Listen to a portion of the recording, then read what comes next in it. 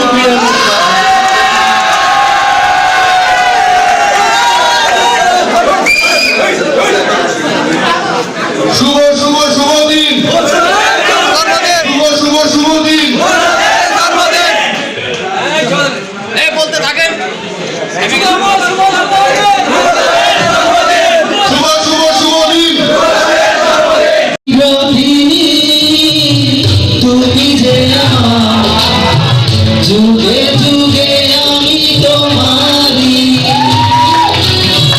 চিরদিনই ওস্তাদে আমার, যুগে যুগে আমি তোমারি,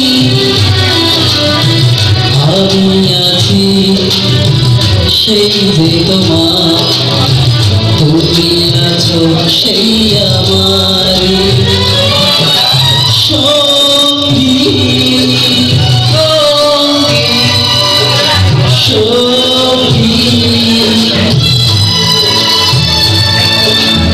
আমরা সবাই রুবেল ওস্তাদের সঙ্গী, সবাই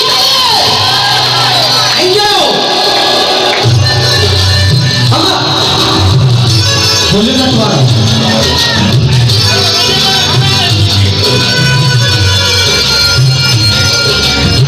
বুঝিয়ে বলো